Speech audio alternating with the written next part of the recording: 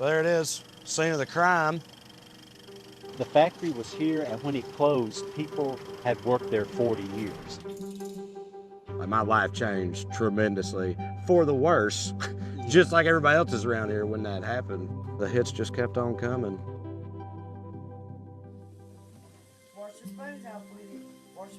I don't want to be rich. I don't want nothing handed to me. I just want to be able to pay my bills for my kids. That's all I want to be able to do. I just don't want them to have to work as hard as I do. You just don't want one of us to live in a basement. If you didn't have to maybe work as hard to get by, you could maybe spend more time with your loved ones while you still have them.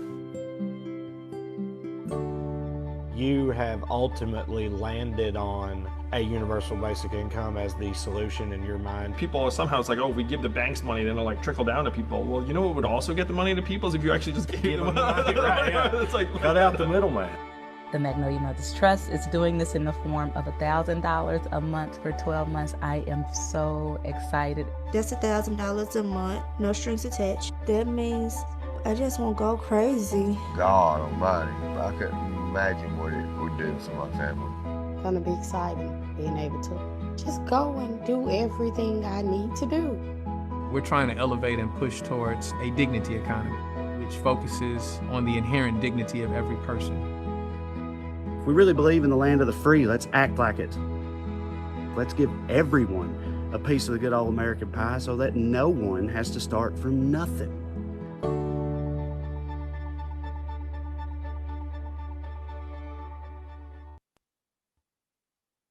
Hey, I'm Steve Boers, director of the film Inherent Good. In the film, we explore universal basic income from the point of view of a small southern town, and we examine a pilot program in Jackson, Mississippi. We started the film back in 2017 as an urgent response to growing wealth inequality and a fractured social welfare system.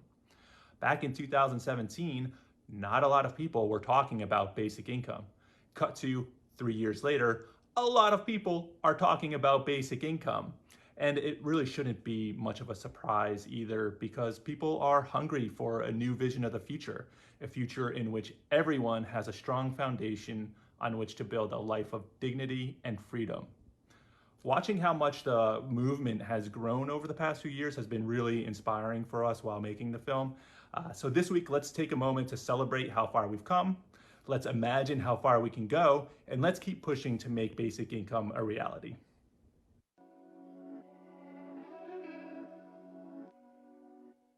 If anyone out there, family has been affected by this COVID-19, my heart goes out to you. I'm glad that, we're about to launch this steady together. You do a wonderful job. People need to know who you are because I consider you a hero. In a time where people could be really torn apart, it's like these communities all over the United States, all over the world, have managed to pull together. Thank you, Steady. Thank you, the Workers Fund. You guys are helping a lot of people out. It's really awesome. Hope everybody stays blessed in this hard time. Like, I could cry right now. Hi there, my name is Ano Makanda. I'm from Jacksonville, Florida. I'm 29 years old, and I'm just so thankful to the Workers Fund and to Steady for the $1,000 grant. It completely changed everything. I just got laid off from my job. I was scared, trying to figure out how I was going to make ends meet. I was able to pay my rent, pay my car note, and put some groceries. I just moved into a new place, and I was able to, get the things I needed essentially to keep going. Thank you so much for what you're doing. You guys have no idea. It's going to help me pay my rent, still have a roof over our head because of you guys, and I appreciate it so much. Hi, Steady. Thank you so much. This donation, it has really helped my son and I. Thank you, Steady, for the relief funds. I would have never expected to be in such an unstable situation. It is really reassuring to know that these funds will be there to help me survive for another month and to help provide a strong wall to lean on. This money is going to change my life. I didn't expect it this morning, but now I can make my truck payment. I can keep helping people because I'm a first responder. Thank you, guys. You guys are the best. I never expected that, but thank you for letting me sign up with Steady. I didn't realize how much my income had changed until I looked at the Steady app. And then I got this email that said, you may qualify for a grant. So I went ahead and filled it out, and they ended up depositing $835 into my account, which I used to travel to find another position to work. So thank you so much, Steady, for all your help. Greetings from the Nipley family / Ivory family. First of all, we want to say how much of a blessing it was to receive this money. It helped pay off some of my bills that I had. It helped me get gas. It helped me get food for these little heathens. So we would like to say we love you guys and thank you for the blessing. Yes, thank you.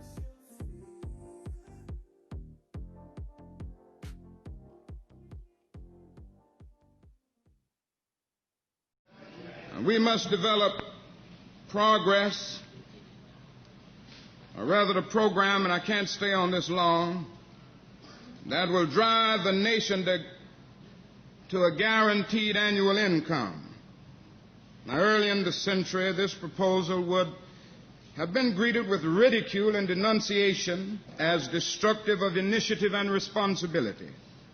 At that time, economic status was considered the measure of the individual's abilities and talents. And in the thinking of that day, the absence of worldly goods indicated a want of industrious habits and moral fiber. We've come a long way in our understanding of human motivation and of the blind operation of our economic system. Now we realize that dislocations in the market operation of our economy and the prevalence of discrimination thrust people into idleness and bind them in constant or frequent unemployment against their will. The poor are less often dismissed, I hope, from our conscience today by being branded as inferior and incompetent.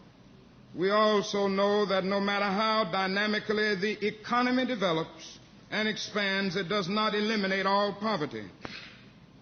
The problem indicates that our emphasis must be twofold. We must create full employment, or we must create incomes. People must be made consumers by one method or the other. Once they are placed in this position, we need to be concerned that the potential of the individual is not wasted. New forms of work that enhance the social good will have to be devised for those for whom traditional jobs are not available. In 1879, Henry George anticipated this state of affairs when he wrote in Progress and Poverty, "The fact is that the work which improves the condition of mankind, the work which extends knowledge and increases power and enriches literature and elevates thought, is not done to secure living. It is not the work of slaves driven to that task, either by the task of that of a taskmaster or by animal necessities. It is the work of men who somehow find a form of work that brings a security for its own sake.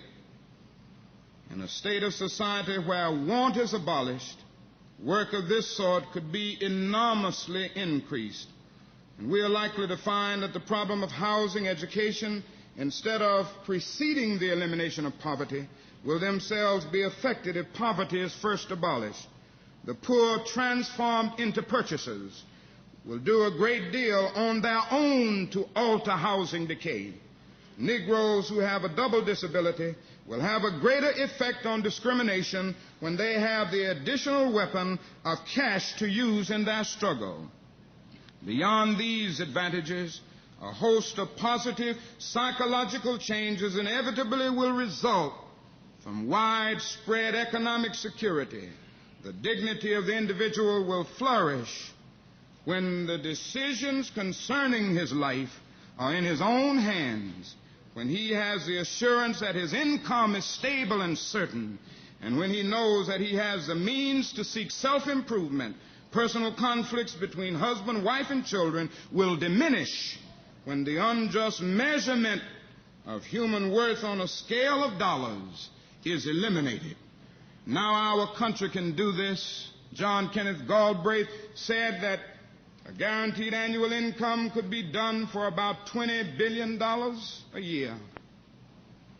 And I say to you today that if our nation can spend $35 billion a year to fight an unjust, evil war in Vietnam and $20 billion to put a man on the moon, it can spend billions of dollars to put God's children on their own 2 feet right here on earth.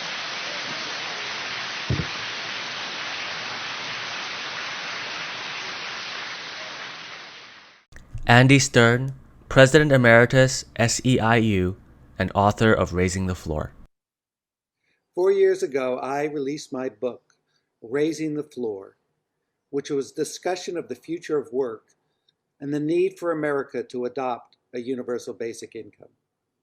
I think it would be fair to say that when I released the book, I was not overwhelmed with the support I received from friends in the labor movement or the policy world or the political establishment. In fact, other than a strong group of supporters for universal basic income, mostly in academia, the idea that had once been promoted by Thomas Paine and Richard Nixon and economists throughout this country had really fallen to the sideline of the policy agenda. And yet, here we are today, with universal basic income being the forefront and a major issue of consideration on the America agenda for the future. We now see that a majority of Americans support a universal basic income, including overwhelming support of African American and Latino Americans. We saw Andrew Yang run a phenomenal campaign to be President of the United States and the idea of a universal basic income at its center. The income movement, the Economic Security Project, and now the mayors for guaranteed income, who are promoting experiments throughout the country, have given new life to an idea that could become the core of social policy in the 21st century. I'm so proud that this happened because all of us worked together. It was not just a matter of policy, but politics and organizing.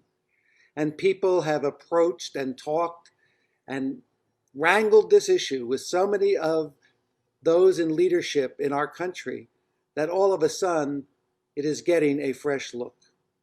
I always like to say that change, it's inevitable. It's progress that's optional. And universal basic income, ending poverty as we know it, giving everyone a secure future, a strike fund, a way to walk away from bad jobs or bad marriages, is the social policy of the future and is what America needs. So keep doing what you're doing because it's working, and particularly the organizing and the work we're doing with political figures across the country, but most importantly, with average Americans who will be the greatest beneficiaries of a universal basic income. Universal basic income can change lives, and with our help, it will. Andrew Yang, former presidential candidate and founder of Humanity Forward. Hello everyone, welcome to the Basic Income March live stream. This is so exciting. This movement has come so far since I started running for president back in 2017. Officially, publicly, it says 2018, but the fact is I was I was working on it in 2017. And back when I was running then, universal basic income was not really on the political radar. And look at us now. Now 55% of Americans are on board with the fact that we should have universal basic income immediately and in perpetuity. 75% of Americans are for cash relief during this pandemic. If you think about 2020, what can you get 75% of Americans on board with? Not a whole heck of a lot. And I dare say that cash relief will end up leading directly to universal basic income, in large part because when you give people these resources in our hands, then people love it. Economists have looked at it and said that even that April stimulus, though it was not sufficient, it still did an immense amount of good. You're seeing folks like Kamala Harris, who ran on a particular version of universal basic income and is right now for $2,000 a month cash relief, who's going to be the vice presidential nominee and hopefully our next vice president. So this movement has already come so far, and now we just need to keep on pushing until universal basic income becomes the law of the land. And that's why we need your help and your support. It's activists like you who are going to get on the ground or call or reach out to folks and make sure that Congress does the right thing. Congress helps move this economy forward to a point where it's working for us. It's working for the people of this country. This event is a big part of it. These marches in dozens of cities around the country and even around the world is going to help show the strength of this movement, but it wouldn't happen without each and every one of you doing the work every single day to let people know that we can do this for ourselves, that this is now real, it's immediate, the need is more urgent than ever.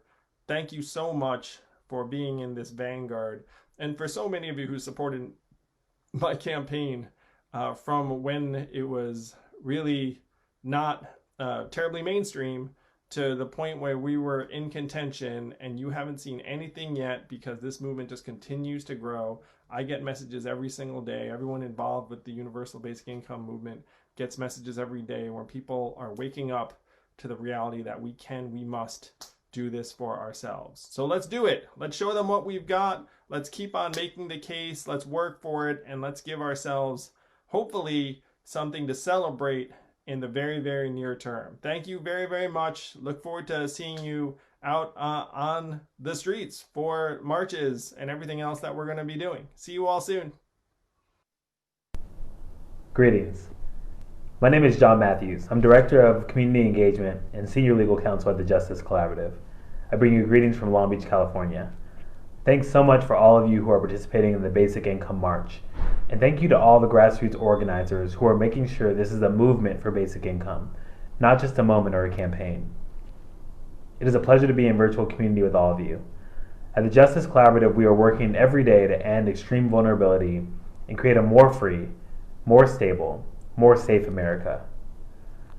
When I joined the organization in 2018, we were focused primarily on advocacy campaigns designed to help dismantle mass incarceration and transform the criminal legal system in the United States. This is important because there are 2.2 million people in our nation's jails and prisons, and about twice as many on parole or probation. But what was clear as we were working with organizations and directly impacted people around the country is what Rashad Robinson at Color of Change often says, which is that people experience life in total, not in the single issue silos we often use to organize our work. This lesson is especially important in these unprecedented times, in this moment, where our communities have been devastated by COVID-19, police brutality and incarceration, and extreme economic instability. We see that the poor are often over-policed and subjected to the violence of the criminal legal system. We also know that formerly incarcerated individuals often return to their communities and are left to survive with nothing. We know that American families are struggling and need direct cash to help them make ends meet. This national emergency has revealed the critical role direct cash payments can play to help people avoid the devastating effects of the COVID-19 virus, but also the preventable secondary consequences: homelessness, incarceration, food insecurity, and lack of medical care. An unmistakable demand for transformative change is growing. People are being forced to grapple with fundamental questions about how we live and organize ourselves as a country. There are visionary leaders stepping forward with bold plans to meet the urgency of the moment. Together, we can end the politics of racial resentment and dehumanization that has created an incarceration crisis and harmed immigrants and their families. We can build a just and sustainable economy, and we can unrig our democracy so that people get the full value of their labor and every person's voice and vote matters. This movement is important. Universal basic income would provide every person with the resources to obtain basic necessities and care during this time of tremendous economic and social uncertainty. It would ensure that those who have lost their jobs, health insurance, and childcare are able to continue to feed their families, provide health coverage, and afford their homes. It would mean that those living in shelters can move to hotels to practice safe social distancing. In short, universal basic income can and will provide dignity, security, and economic stability to every person in this country, right now and in the future. Thank you so much. I'm looking forward to working with all of you. You can find me at John A. Matthews 2 on Twitter, and I'll see you soon. Thanks. Bye. My name is Reverend Dr. Liz Theo-Harris, Director of the Cairo Center for Religions, Rights, and Social Justice at Union Theological Seminary, and co-chair of the Poor People's Campaign, a national call for moral revival. With our 43 state coordinating committees, dozens of national faith bodies, and hundreds of partner organizations, who organized the largest and most expansive wave of nonviolent civil disobedience in the 21st century in the spring of 2018, and the largest social media gathering of poor and low-income people on June 20th, 2020. The complete inadequacy of our nation's welfare system, the lack of a jobs or income guarantee are a few of the things that have been most clearly revealed through this crisis. The millions now being thrown into poverty are joining the 140 million poor and low-income people who were already confronting a threadbare social safety net that has been systematically undermined for decades, undergirded by a theological discourse about personal responsibility, work reconciliation, and the alleged depravity of poor people. The Poor People's Campaign, a national call for moral revival, includes in its leadership welfare rights leaders from the 1968 Poor People's Campaign, low-wage workers, family farmers, families without health care. And we all demand the immediate establishment of a permanent, guaranteed, adequate income for all as part of a broader moral agenda that is the only long-term solution for this crisis. We have a saying in our work that is when we lift from the bottom that everybody rises. In this moment of a crisis in this country, we indeed have to lift everybody out. We need a guaranteed adequate income because somebody's been hurting our people for far too long, and we won't be silent anymore. Representative Charles Booker, founder of Hood to the Holler and Kentucky Representative, 43rd District. Over 57 years ago, Dr. King told the world that he had a dream. And in that dream, it included a fight for guaranteed annual income. Because he knew then what we know now, that in order to end poverty, to secure civil rights and justice, and to uproot racism, we have to invest in people. We have to prioritize people. The fight for equity, the fight that he led then, we're still leading it now.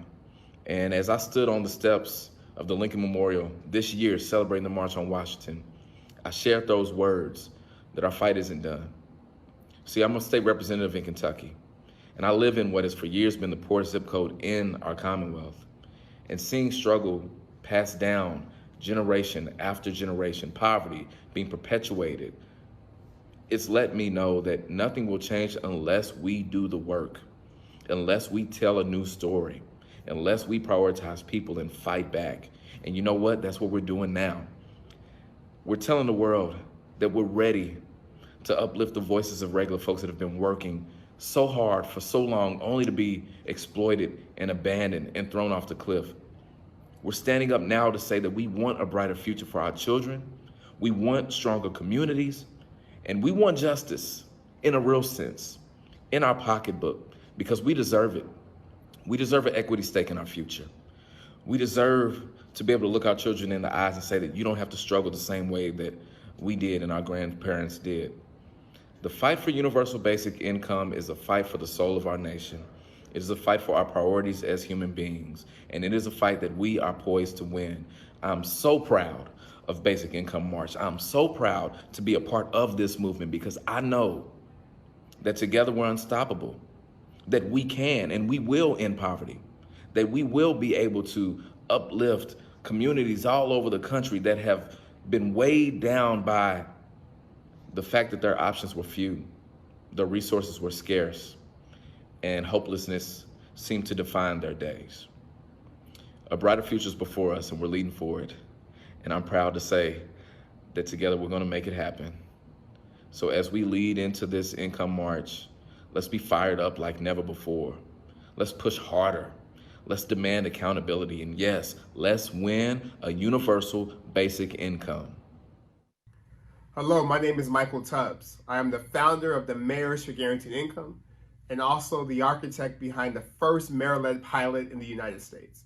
And when we talk about a universal basic income, we're talking about something as fundamental as the notion that every human being on this planet deserves the opportunity to live with dignity, deserves the dignity of an economic floor and the chance to live a life free of the scourge of poverty, of scarcity, of lack.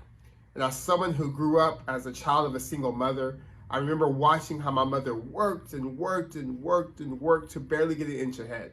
And I'm so excited to be part of this global movement with you all in demanding basic dignity for all of our people. The ability to breathe, to feel less anxious, and to provide for the basic necessities we know are necessary to be human.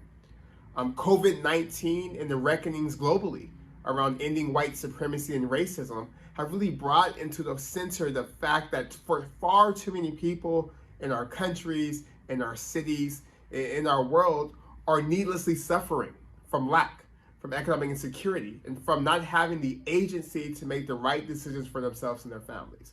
And that's why I started the Mayors for Guaranteed Income Network, with an understanding that, at least in the United States, that mayors are the moral leaders that can speak to not just where we are, but where we should be.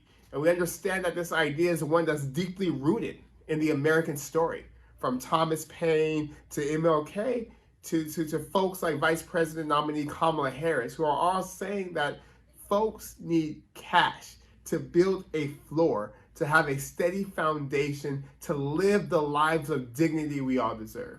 So again, count me as your brother in this global struggle, in this global movement, and count all the mayors in the Guaranteed Income Network as your partners in paving the way for a more just, a more humane, and a more dignified existence for all people on this earth. Thank you. Hi, I'm St. Paul Mayor Melvin Carter. Now more than ever, amid this enduring public health and economic crisis, too many people in communities across our nation are struggling to make ends meet. Just as those in our asset holding class are experiencing a stock market with record returns, right here in St. Paul, over 70,000 have filed for unemployment benefits since the start of this pandemic. It's time for our generation to sign a new social contract and to rethink how our economy connects with and supports all of our neighbors.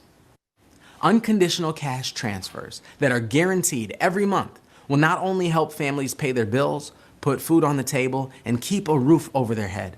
It'll also make sure everyone can access the economic security that remains elusive for too many in our country. We are launching our Guaranteed Income Demonstration Project in St. Paul later this month to help realize this vision in our community.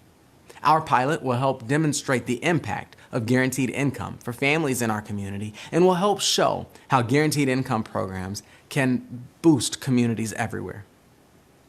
A guaranteed income is an idea that is becoming reality quickly and stands to make a real difference in St. Paul and across our nation. Join us in this movement. Help us make sure that everyone can access and participate in the economic security of our country as we move forward together and build a pathway that works for all of us.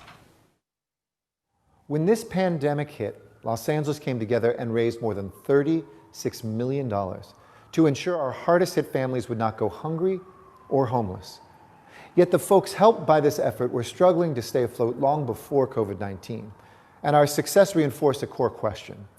What if a guaranteed income had already been part of our policies and programs before the virus upended our lives and our livelihoods? It's an idea with the potential to address challenges, inequities, and disparities that are laid bare by this crisis. Because poverty is a silent killer of people and dreams, especially in communities of color. And a guaranteed income could be the first step to closing gaps in health, wealth, and housing that have trapped too many generations in cycles of unequal opportunity and economic despair. But this isn't just about a safety net alone. It's also about the fundamental fabric of a fair future. And I challenge all cities to help build that foundation of stability and security before the next public health crisis strikes, and to build a national movement for getting this done in Congress, so that every American will know that when disaster hits, there's something to catch her. Hello, I'm Keisha Lance Bottoms, the mayor of Atlanta, Georgia, and I'm proud to join mayors across the country as we explore guaranteed minimum income as a way that will help our vulnerable residents meet their most urgent needs. A guaranteed income is a practical way to supplement America's social safety net during the COVID-19 pandemic and beyond. A regular cash payment to individuals will empower our most vulnerable residents with the ability to address their most essential needs, such as housing, food, and transportation.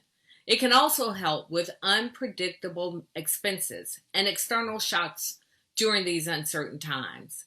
A guaranteed income can be part of a long-term solution to economic insecurity, inequality, and poverty. Atlanta is the cradle of the civil rights movement and home to Dr. Martin Luther King Jr. As part of his campaign to abolish poverty, Dr. King called for a guaranteed income to be established more than 50 years ago.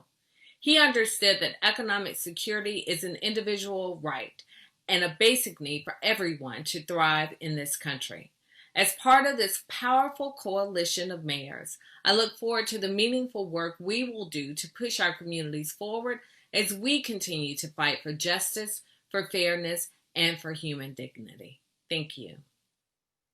Hi, I'm Oakland Mayor Libby Schaaf, a proud founding member of Mayors for Guaranteed Income. Oaklanders are struggling more than I've ever seen because of the double pandemics of COVID-19 and demands for racial justice.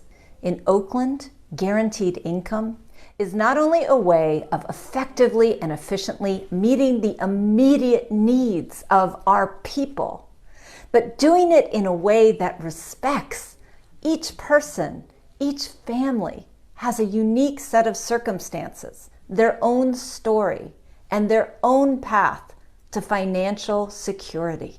Guaranteed income, its time has come. Hi, I'm Bill Peduto, Mayor of the City of Pittsburgh. 2020 has been a challenging year for all of us. By providing a guaranteed basic income and starting it in cities, we have this opportunity to show what Dr. King talked about so many years ago. So many of the problems that we face are simply the symptoms of poverty. And if we're going to attack poverty, we should be attacking it at its root. As we look to make a better society, as we look at police reform, and we see the struggles that our residents are facing because of this pandemic, there has never been a greater opportunity to show that Dr. King was right. Global basic income does more than just provide money to people that desperately need it. It provides hope and opportunity. The pandemic has exacted a heavy financial toll on many Pattersonians. In fact, I hear from families almost every day who are struggling to purchase groceries, pay their rent, and even get access to the internet. So the Mayors for Guaranteed Income has come at the right time for Patterson. It's time to lift up our community, and this is the infusion that we need now in Patterson. Hi, this is Providence Mayor Jorge Alorza. The world around us is changing fast, and we need new solutions to meet new challenges. The truth is that companies of today are not producing as many jobs as companies of the past. And many of the jobs that used to provide a ticket to the middle class have been shipped overseas or are now performed by robots. America is built on the idea that if you work hard and play by the rules, that you can expect to move ahead. But this is less so today than at any other time in recent history. We've become a more divided and stratified society, and the opportunities to move up the economic ladder are becoming more scarce. I believe it is un-American for someone to have to work 2 jobs and still fall behind in our country. That's why I have joined Mayors for a Guaranteed Income. We've seen from pilots in other cities that the programs work and that they offer a leg up to those who need it the most. We're living in a moment right now that is challenging us to think in new and open ways about the future of work and about how people access the middle class. I believe that guaranteed income should be part of the solution, and I look forward to moving this work ahead. Thank you. Hi everyone, this is Mayor Sean Patterson Howard of Mount Vernon, New York, and we are excited to be part of the Mayors for Guaranteed Income initiative. COVID-19 has exposed what many of us have known for years, and that this country, so many of our families live under economic insecurity. And so what are we looking to do? We are trying to provide economic relief and stability to families who are going from paycheck to paycheck, trying to figure out, am I able to pay my rent, my utilities? Am I able to buy food for my family and have just a little bit left over to maybe enjoy a movie or go out to dinner? And so cash grants is what makes me excited about this program, because this money will go directly to those who need it most, and it will help stabilize their households. And so please join us as we advocate, as we create policies, and as we raise money to increase pilot programs across the country. We're looking to make a difference. Thank you. We're really proud in Long Beach to have a universal basic income pilot that has been already approved by our city council. And so we're beginning that work of course, all of our Mayors for Guaranteed Income partners. We're talking to folks here in the community, and we're excited next year to put together this really great pilot. Now, just recently, we put something together during this COVID pandemic to help families and gave them $1,000 a month for 3 months. For almost 1,900 families across the city. And so we are collecting that information. We think that's going to be a successful program. And that program will really serve as a guide for us as we put together our UBI pilot program for next year. We're grateful that this group exists. I think we'll be able to all learn from each other from across the country. And most importantly, really uplift a really great, I think, movement that's happening across the country to ensuring that every person has their basic needs met and that they all have enough to support themselves and their families. So here in Long Beach, we're totally in on UBI, and we're excited for our pilot program next year. Hi everyone, this is Natalie Foster, co-chair and co-founder of the Economic Security Project. And we launched the Economic Security Project 4 years ago to figure out how we'd create a guaranteed income in the United States.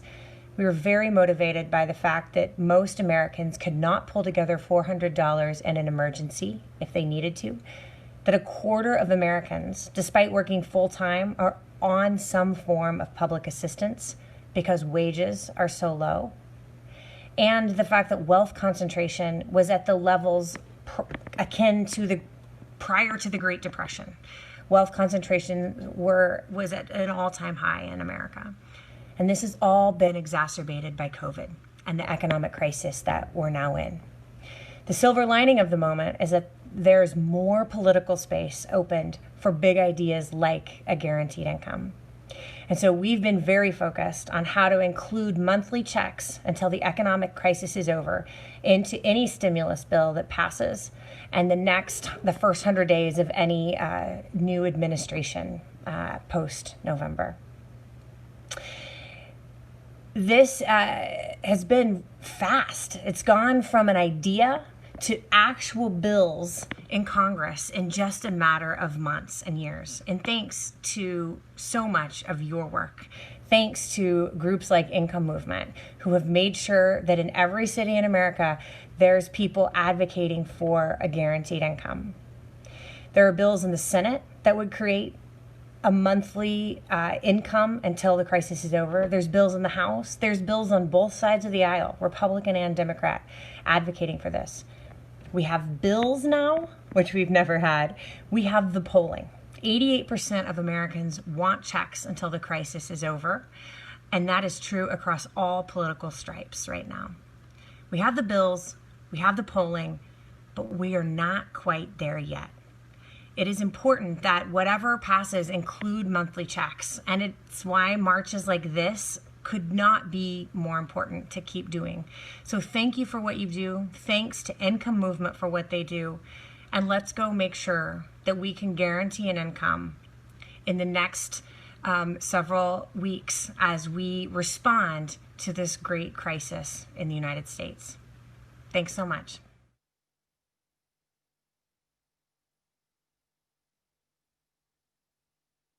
So what I'm proposing, along with Senator Ed Markey of Massachusetts and Senator Bernie Sanders of Vermont, is that during the course of the COVID crisis, where now we have over 40 million people who lost their jobs within the last 100 days, that they will receive $2,000 per individual, $4,000 as a couple, $2,000 per child a month through the term of the pandemic plus 3 months thereafter. And the point behind it that maybe some would think of as even a moral point, as it's just about humanitarian concerns and priorities. 40 million people plus lost their jobs within the last 100 days. Most did not have savings. See that statistic about can't afford a $400 unexpected expense. And this is through no fault of their own. And what we want, what is just the right thing to do, is that one, the government should be here for the people in a moment of crisis. People should be able to count on their government to see them and create a safety net for them so that these families don't fall into poverty or further into poverty during the course of this pandemic, so that they can get back on their feet when it is over. And that's what this is about. And we all benefit from that, not only as a society that is one for all, but a society that relies on each other's well-being for our own well-being. And the way we drafted the Automatic Boost to Communities Act is they can't touch that money, has to be to people through a debit card, $2,000 a month during the pandemic. And what we do too is we think bigger and know that even after this pandemic, the impact, the irreparable harm that can happen if we don't take care of people can continue for months and a year after. So a year after the pandemic, we continue to recharge those debit cards for $1,000 a month. I'm here with Representative Tim Ryan, my good friend Tim Ryan from Youngstown, Ohio. And we're here to discuss our Emergency Money for the People Act. You know, when this crisis hit, Tim and I said, there's an obvious solution. I mean, we've got to put money in the pockets of people who have lost income. And we have a bill that says you're going to get up to $2,000, not just one time, but for 6 months. It's common sense. People need this money to make their rent, to make their mortgage, to make sure that they can get the food and nutrition for their kids, to make sure that they can make ends meet. And the economists say this is the best way to actually stimulate the economy, create jobs, because people are spending their money. It's not parked in some investment account overseas. So it makes economic sense. It's going to actually help people. It's simple, and we're pushing to make sure this is going to be part of the next stimulus. Scott Santens, writer, UBI advocate, and editor of Basic Income Today. Happy Basic Income Week, everyone.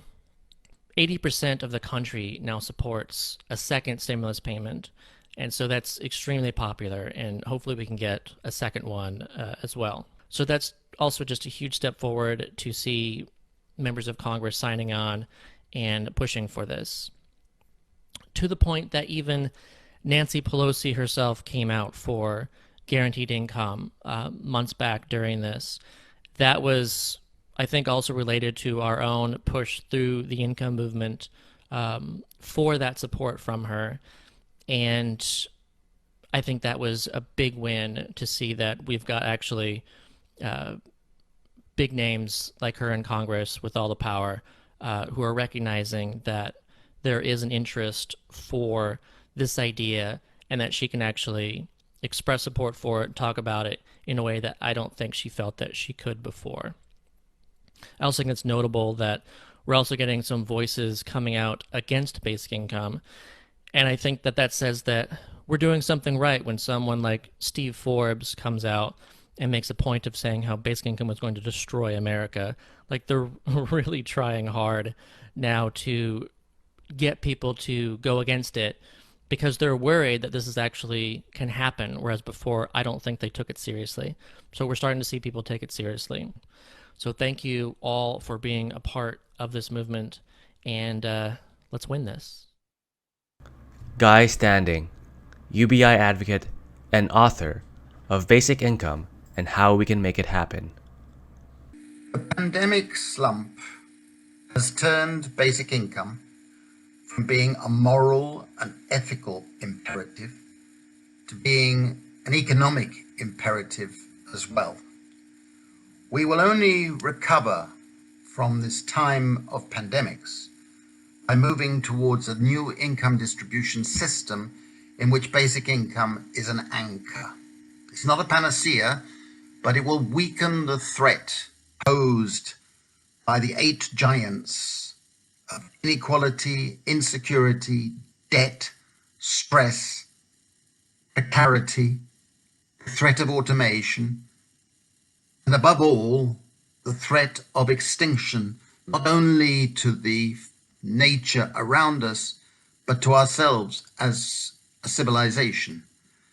And it will start reversing the trend to neo-fascist populism out there, exemplified by Trump and the terrifying things taking place in the United States.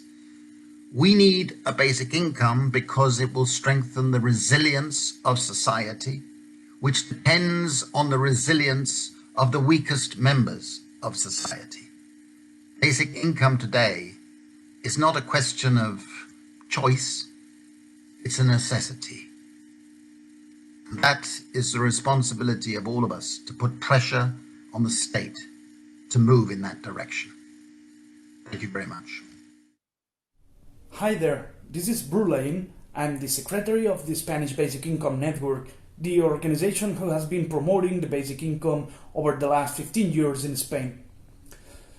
Some of you might know that a recent basic income pilot experiment has been tested in the city of Barcelona over the last 24 months. Between 2017 and 2019, 1,000 poor inhabitants of the city of Barcelona has been participating in this pilot along different cash modalities, from more conditioned cash transfer to an absolute unconditioned cash transfer. Although the final results report has not been released, the partial results told us that the experiment was quite successful regarding, for instance, school attendance, healthcare improvements, or economic stress reduction. On the other hand, the Spanish government has recently passed a law called Ingreso Mínimo Vital. The Ingreso Mínimo Vital is not basic income at all. This is a classical or traditional means-tested benefit. It has proven itself as an absolutely failure regarding the recipients and generating a lot of problematics associated with means-tested benefits, for instance, bureaucratic and administrative burdens, poor traps, stigmatization, and so on and so forth. So, a lot of people, a lot of social organizations, and even practitioners who were supporting means-tested benefit are realizing that these kind of benefits are not working anymore, and that they are joining us in supporting a basic income idea. We are quite optimistic in this new movement here, and we are glad and we want to celebrate the Basic Income March in September 19th. So we hope that the march will be successful. See you soon and all the best. Hello, Worldwide Advocates. I'm proud to be here as part of the income movement to present what UBI Works has been up to in Canada for the last 6 months to a year. My name is Floyd Marinescu. I'm the founder of UBI Works Canada and a CEO activist for Universal Basic Income. Andrew Yang calls me the Yang of the North, but I'm not a politician, just a concerned citizen, just like the rest of you, trying to see us move towards a more sustainable economic system where everyone can pursue their potential and no one is held back by material constraints or unsafe environments. Perhaps the world's largest basic income experiment has occurred in Canada as a response to COVID-19.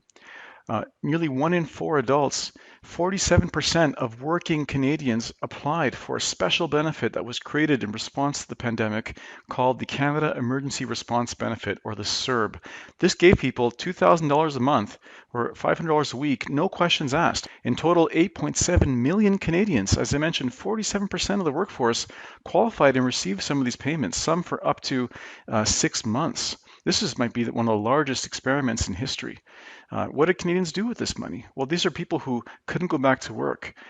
So many of them, we see incredible stories coming in of people starting businesses, people doing volunteer work for the first time in their lives, being able to pay down debts. Governments and media will be talking about recovery programs for the next 6 months to 2 years as we transition this post-pandemic economy.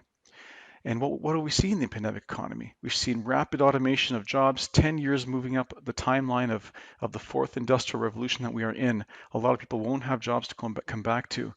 In this economy where wages haven't been growing for 40 years due to automation, a share of the economy is how we can evolve our economy so that it benefits everyone by directly paying us a share of our growth and a share of our productivity, because jobs aren't working for most people. Wages are not growing as faster than cost of living. This is not okay. And the same old standard jobs creation programs, same old rhetoric is not going to work.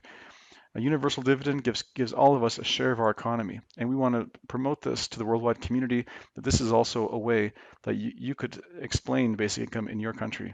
So wish us luck. Good evening. My name is Ethan Dunn, and I am the program director at Andrew Yang's nonprofit organization, Humanity Forward. The need for a basic income for all has never been more urgent or more obvious. And yet, for the past 6 months, our government has proven its inability or its unwillingness to protect and to invest in us, the people. Communities, organizations, and everyday Americans across the country have stepped up to fill the void in leadership. Humanity Forward launched just 2 weeks before the COVID-19 pandemic shut down New York City. In response to the unprecedented crisis, Andrew Yang and Humanity Forward delivered $1 million in direct cash relief to 1,000 working class families and individuals in the Bronx who had been impacted by the shutdown.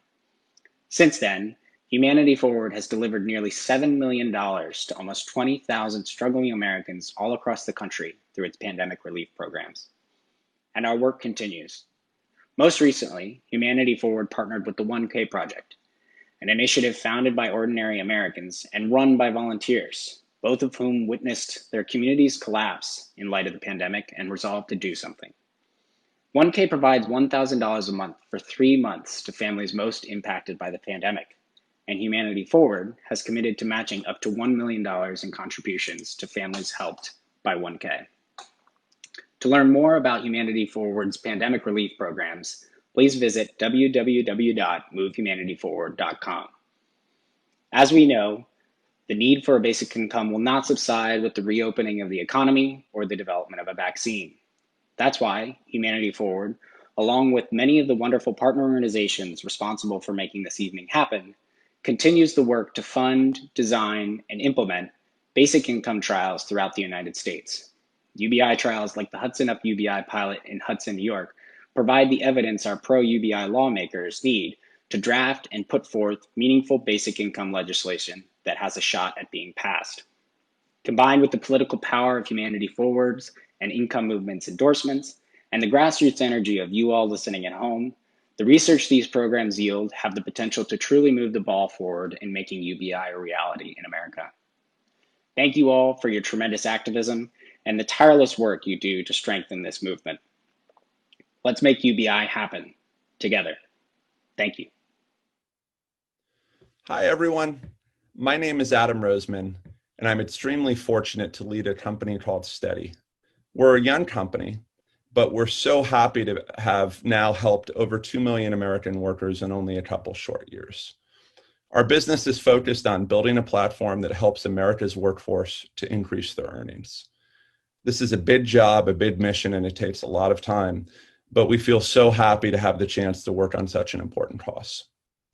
From the bottom of my heart, I want to thank everybody for being here today to support the urgent need for a basic income for America's workforce. Since the beginning of the COVID-19 pandemic, along with our partners at the Workers Lab, we will have given away over $3 million in emergency cash grants to Steady members by the end of October. And those are to Steady members whose income we saw evaporate due to COVID-19. We're continuing to raise more and more funds to help more and more of our members who have suffered traumatically during this time. We are also now extremely fortunate to be working with 2 congressional candidates, Donna Imam in Texas Congressional District 31 and David Kim in California Congressional District 34, helping to run basic income pilots in their Austin and Los Angeles district areas. We were so incredibly excited to learn about the UBI platforms that they were running on for Congress, and we helped significantly that they are elected to office this November.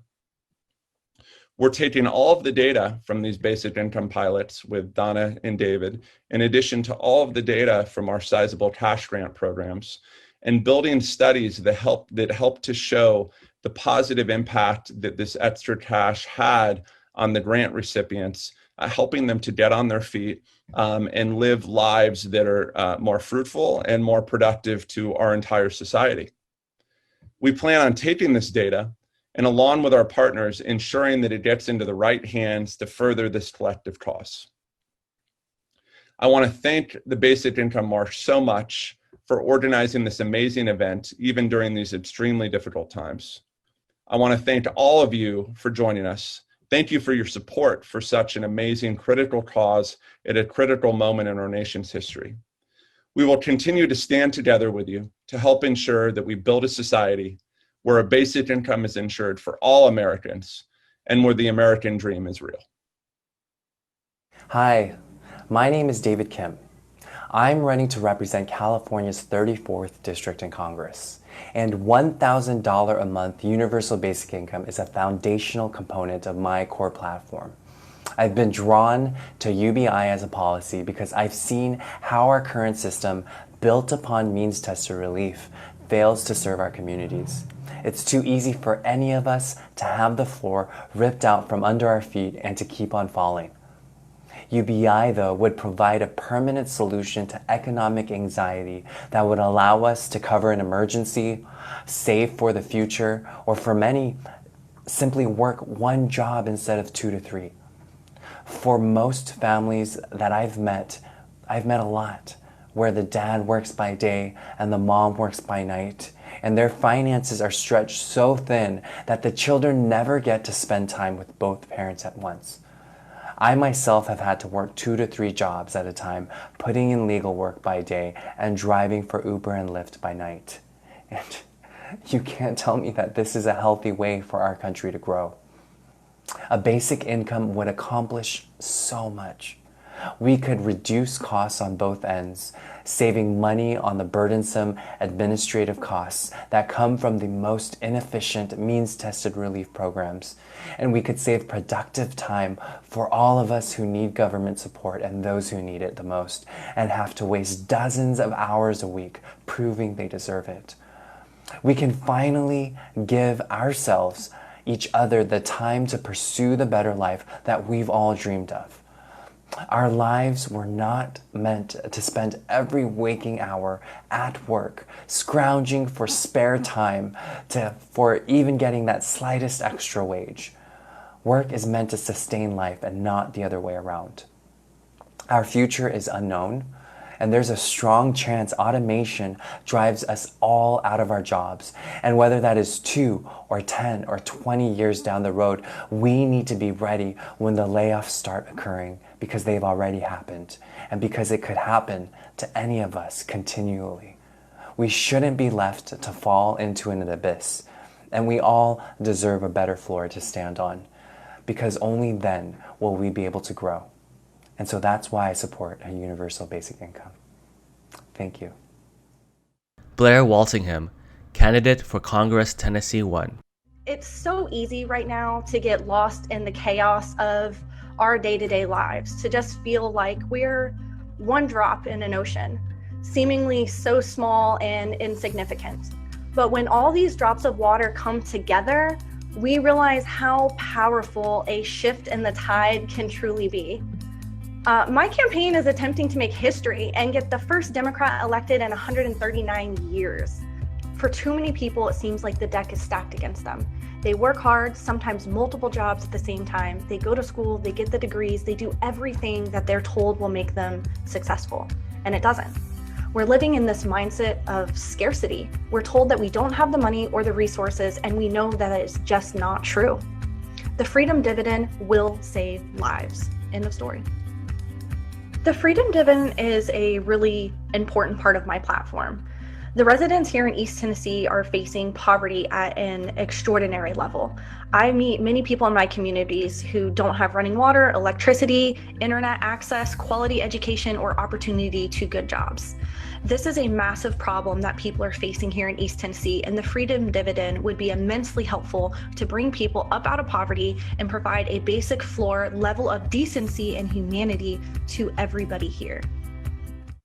Donna Imam, candidate for Congress, Texas 31. We are asking for something basic. When we talk about universal basic income, what we're saying is, look, we have enough wealth in this world to ensure every single person has the ability to survive comfortably, meaning they can put a roof over their heads, meaning that they are not suffering from hunger, that they have enough food to put on their table, that they have the ability to go see a doctor, and do preventative care. These are things that are, by the way, we are able to do today, right now. If anybody tells you that we don't have enough money to cover every single person in the United States, definitely, and not only that, but across the world, that we can provide that to every single person. That is why I'm a big proponent of UBI, that this is a financially solvable problem for every single person. So that's what led me to be a big supporter. And it is part of my platform, Real Pay for All. And I'll just mention very quickly here, Real Pay for All is this concept that if you work full-time for a living, you should not only be able to pay for your basic needs, but you should be able to thrive, which means you should be able to save for the American dream of putting a down payment on a home, and you should be able to comfortably retire after working decades in the industry. And this is something that can be done, and it can be financially solved. And I like to say our campaign is bringing the financial solution for the things that we believe are the morally right thing to do.